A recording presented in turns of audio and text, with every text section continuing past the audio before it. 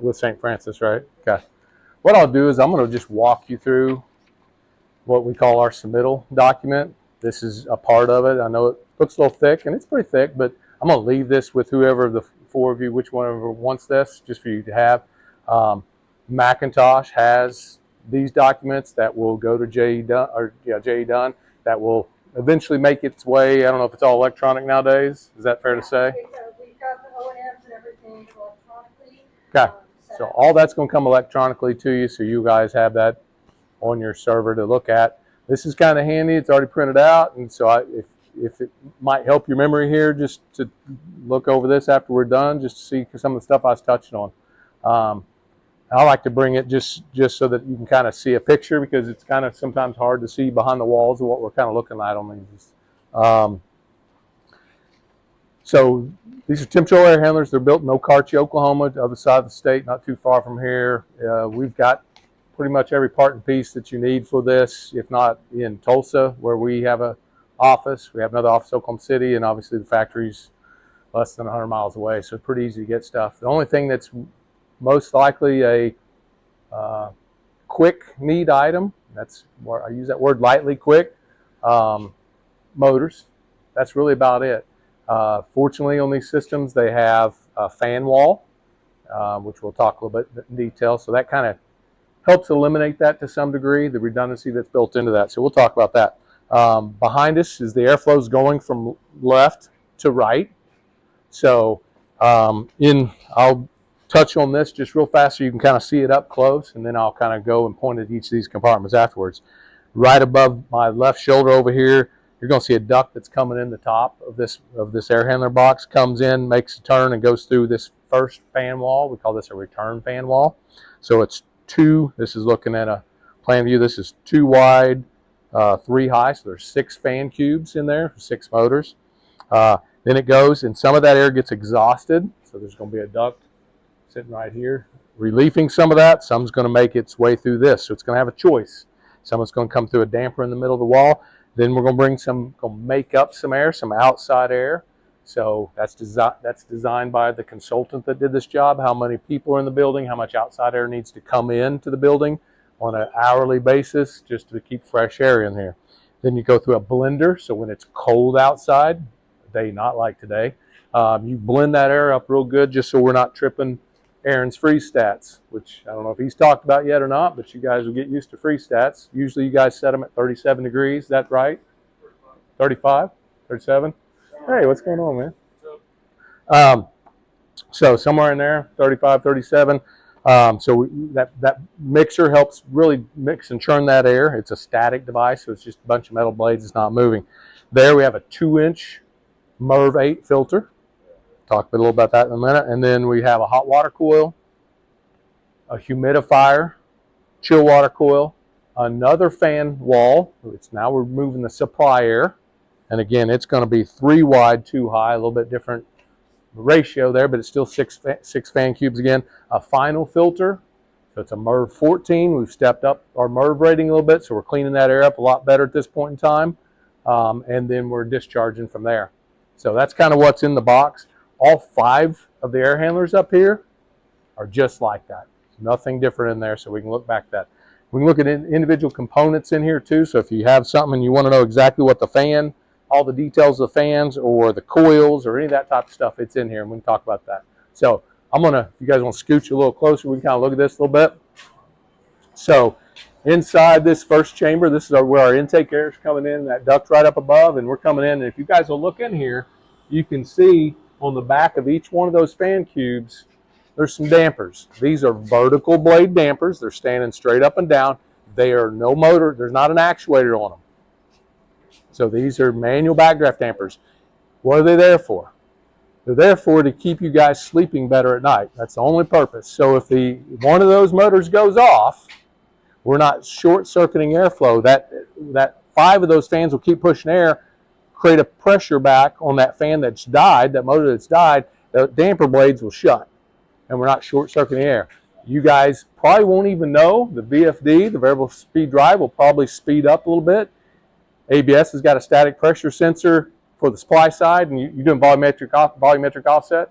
So doing some volumetric offset here to track this to the supply, and these will just automatically speed up a little bit with that one fan down. Now, if 2 goes down, you're probably going to know. So what I would do if I'm in your shoes, if you're up here once a week, I'm just looking in here, and I'm just making sure they're all open. If they're all open, you're off and going. You can do the same thing on supply, but that's positive pressure, where this is going to be a deal where you can easily, much more easily open that. Okay? This one's not even running. Or if it is, it's barely running. So actually nine fans. I said there were 6, but this one's 9, so a different air handler. So, but you can easily hop in there and see if those are open or not. So from there, how do these motors actually get power and stuff? We got power coming into this, and then it splits into 3 separate VFDs for redundancy again. So again, these are ABB drives. You guys a little bit familiar with ABB drives? Probably the drive you use choice. We can go in and talk about it more. This one, though, you can walk up and you can easily see the hertz. You can see how many amps that it's spitting out. This one's, it's all on 0 right now. But you can hop in here and manually operate this. Most likely not, unless you guys really know what you're doing and you know what's happening downstream with your box and stuff like that. ABS is going to, their control system should be, this should be an auto, and that's going to be kind of controlling this. So there's 9 fan cubes on this. So for every drive, it's wired to 3 motors, splitting it up. So that gives you some redundancy, not only in the motors inside, but in your VFDs. If one goes down, yeah, you've just got 6 motors left. But you're probably, with those 6 fans, you're probably still going to get 85, 88% flow. So you, again, and on a day like today, you probably only need 60% capacity, 70% capacity. Engineers, a lot of times these days, have a lot of safety factor in these units. It's pretty rare to see these things going full blast a lot of times anymore. So there's the status of each one of these fans individually, so you're going to get an alarm anytime one fails. So you're not going to have to look at periodically. You're going to know. There you go. Just an easy manual thing to do is do that. But yeah, if he's already got it for you graphically, and you guys are sitting downstairs or wherever your office is, then it makes it a lot easier to do that than to get up here. So from there, right behind here is the 9 fan cubes, and we come out, and this section is discharging out of our return. And if you look inside here, you'll see that return damper. So that return damper is in a wall about right here. So again, if that return damper starts to close, let's say it closes all the way, which is going to be probably closed 15% of the time. I'm just taking a rough number. How often are you economizing? 15% of the year? Anytime we're below 60 degrees outside. Okay. So, and the humidity? You're doing enthalpy? So what do you guess? 30% of the year? 40% of the year? Probably 3 months out of the year. So 3 months out of the year, he's saying, this damper, you're going to walk up and it may be closed. That's not a problem, but just make sure you look up and you make sure that one's open. And what's just happened, we've just created 2 air handlers. We've just shut this one totally off from that one. So now we've just got a system that's bringing back return and throwing 100% of it out. Why? Because it's nice outside. It's below 60, humidity's right. He's checking both those points, and he's saying close that damper, open that one, but also open that one. That's our outside air. So now we're bringing in 100% outside air. Let's say it's 50 outside, and the humidity's 40%. Perfect air to cool with, free. You can cool your whole building with that. In a hospital, there's always a need for cooling almost, even when it's 10 degrees outside. You probably still had chillers going, probably, right? So that's the economizer. So don't lose hope if this thing's closed. Just know, like, hey, it's probably economizing. Think about it. But if it's 100 degrees outside and that's closed, that's probably maybe something's going on. So that's did somebody do something different? So only reason why I say that is because when it is 10 degrees outside, you don't want that one 100% open. So kind of look at that. So think about that. End switches, dampers. Yeah, so if you've got end switches on dampers, you're going to see a lot of this stuff on his graphics anyway. You guys have got the Cadillac. A lot of people I talk to, they're going to come physically touch a lot of this stuff. So since this unit's off, This is a blender. So you guys can actually, so this air, when it comes in, you got your return air and your outside air coming in. We're always going to have some outside air. So we're going to have, I don't know what exactly on this unit, I can look it up, but it's probably around 20% outside air, and you're going to have about 80% return air.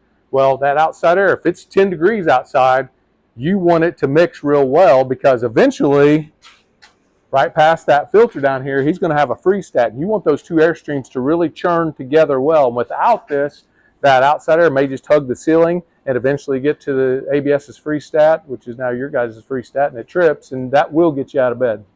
So that's one thing. So that's why this air blender is in here, is to mix that air. Just from it's just a static device to kind of churn it. So that's kind of why that's in there. Hopping on the next section, this is where you're going to have your filter pool.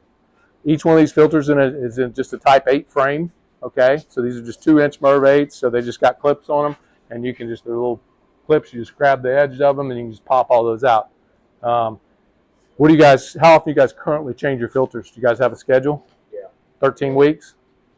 Every month they've been coming. Every month? Yeah. Yeah, right now. So once it gets cleaned up and going, I mean, I know that like St. Francis South, St. Francis Yale campus are about every 13 weeks, as a lot of those folks do there. So you guys do what suits you best, but obviously you come look at them, and if they look like that, then you probably are changing them. You know, so definitely look at. But these are good. These are good type of frame. Instead of like a side access frame, I love these frames because every filter sits into a gasketed seat around that metal, and they sit really well. Are they 100%? No, they're not 100%. That's for gel seal HEPA type filters. They're not meant for that, but they're probably 99.5% tight up against that. So they're really a good arrangement for that. So that's a nice filter arrangement to catch that as well. So then the next thing we hit is our hot water coil. So this is when you guys are kicking out from your central plant, your hot water, it's coming here, and it's going to go into a hot water coil. And so on that day where it's 10 degrees outside and you got 20% of that air mixed with your 70-degree return air, you're getting your 50-degree air coming back at this point in time, that's going to heat it up to whatever that space set point is needed. So it may be only heating it up to 75 or 80. It may heat it higher than that. Just depends, because you probably have VFD boxes also that have a hot water cool on them to kind of do a little bit as well. So, but that's your hot water cool there as well. When we start to heat that air, again, we're bringing in, like thinking wintertime here for a second. When we're heating that air up, that's really cold, that's 10 degrees or 20 degrees cold, it is very, very dry. So it is really dry. And so when you've been in your house, and if you don't have a little humidifier in your house or something like that, after we just had that cold snap, I mean, I don't know, I mean, you're trying to find some type of way to put something on your hands because it's getting dry, right? Well, that's your furnace working and heating that up and drying that air out anymore, right? Every bit more. Well, the same thing happens here, but at your house, you just deal with it most of the time. Or you go Walmart and buy a humidifier, right, real fast. Yeah. But we're dealing with, you know, healthcare, and so what they put in place is they put a humidifier right here, and so on these humidifiers, which actually, yeah, that's it. I've got a separate humidifier that kind of gives you all the parts and pieces. All the parts and pieces for that for the 5 different humidifiers. So I mean, you can see on here, you know, the humidifier tags for each zone. So 1, 2, 3, 4, 5. You can kind of see all the different parts and pieces. So this will have so this is live steam, okay, coming over from this. You don't see a ton of that anymore, but St. Francis is pretty common in doing that. But outside of, if you guys have worked other places, you don't see a whole lot of live steam, steam coming from a boiler. Very efficient way to do it. Very good clean steam.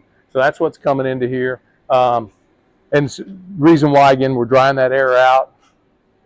We're heating it up, drying it out. So this is going to add that moisture back into the system. There's a high limit stat on here. You know, there's a fan switch on here, both those safeties.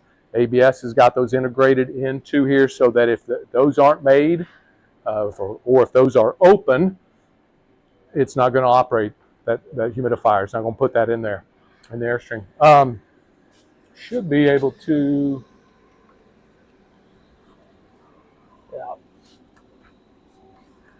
Can I? It's okay to. Oh. So looking at this, this is the actual grid right here. Okay. So the steam grid. So it is 1, 2, 3, 4, 5. There's 6 nozzles going in to here. There's steam valve here that's feeding all those. This is a separator. Okay, so it's going to separate your steam that turns into condensate or back into water from the steam. So the way that this thing, when the steam comes in, here's your main steam line coming in and feeding up here. So it's going to feed, and what it's doing, it's coming in and it's going to go on it's a tube inside of a tube, and what it does is it actually goes around and jackets the outside of the inner tube. And then it comes back out, comes through here, that water drains here, what's left of steam comes and feeds straight into each one in here and straight into the inner tube that has holes that penetrate through the outside. Why is it steam jacketed? To make sure that the steam that finally leaves here stays steam. We don't want water spitting out. So we do what's called steam jacketing that. So steam from the boiler is going to go on the outside of our tube, and there's probably a pretty good picture in here somewhere if I can get to it fast enough. All the different, valves information's in here. Your actuator information's all in here for each one of those. Maybe I didn't put one. There's your so that's your separator. So that's going to separate your condensate, which leads down to the kind of off blue color. That's a steam trap, right? So F&T trap. Maybe I didn't get all the printing. You'll have a full submittal though from Macintosh that'll show you that as well, how that works. I don't know why I didn't have that in there. But does that kind of make sense how that steam would go on the outside of the tube? There's an inner tube. It's going to go out, hit your valve, dump off any condensate. And then when the valve says, then we got a need, hey, I need humidity, it's got steam ready to go right on the other side of this valve, ready to go. It opens and boom, you got as hot a steam as you can have right at that point, ready to go. And as it stays closed, and as we get steam from the plant, and it's kind of sitting here, well, it's eventually going to cool off. It's going to drain to our trap. Trap fills up, it dumps. So that's kind of what happens. That's how it works if you're used to steam a little bit. If you're not, you guys will definitely, there's some other guys that probably told you more about the steam system in general. I won't get into all that as well, but that's what's happening, what we're doing with that steam. And you've got a couple, like I said, here's a trap as well for that upper part. Here's a trap for the lower part. So you got 2 traps. Make sense? So now we've kind of got through winter time. So now we're in February hitting summertime, right? So the third set of piping is our chill water coil, right? Chill water pipes. All of them are the same on this as well. So at this point in time, we have 1, 2, you got 3 coils just like that one. I didn't state that, but you got 3 outlets, 3 inlets. So you got 3 coils stacked on top of each other. The same thing here. You got 3 outlets, 3 inlets as well. So it looks like there's a little bit of a leak. So, but that's what you kind of got right here at this point in time. Do not open, so I'm not going to open those. Inside of this section, though, is going to be where your drain pan is. You guys use tablets or anything in your drain pans, or what do you guys normally do to clean those out? Keep them clean. Tablets. So that's where you're going to put it. Here's your drain line right here. So obviously you trap, if you're not in the, when we start really going, today's not a good day. It's pretty dry, so we wouldn't be doing a little bit of cooling. So I don't see anything dripping out anyway. But if it's, a good cooling day, you should have water dripping out of that. Or you got it clogged up and you're going to get water coming up higher. That pan's recessed about 2 inches into the floor or so, because you can see the bottom of that pan's going to be about right here. It's sloped, it's about 1 inch right here, and it's sloped. It gets larger, it goes back and slopes to about right here, and that coil is there. Make sense? Okay. Another VFD panel here again, so it's 3 fan motors to 1 VFD, so same ratio of 9. If we have 6, I think on this job, if there's like 6, I showed you one of the air handlers that had 6 fan cubes. There could be, I think there are a lot of those, there's 3 as well, so I think it's a 2-to-1 ratio on some of those.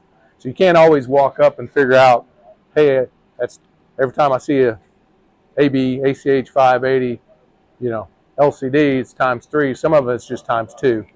So, but you can hop inside and look at the wiring. I'm not going to today, just for safety concerns.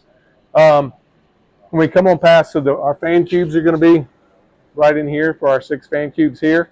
And then at this point in time, if you're looking at the end, you're going to see some, this is where your final filter media is at this point in time. So it's behind this wall, differential pressure gauge here, just like the one up front.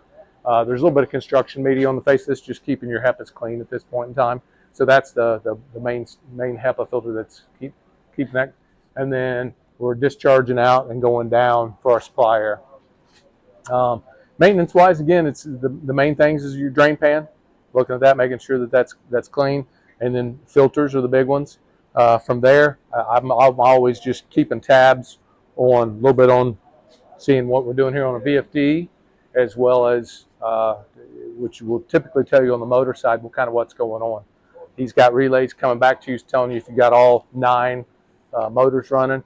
If you're up here and you just want to look inside, make sure all those dampers are open. It's another good quick way as well. Other than that, that's kind of the main things. Can't think of anything. Any questions?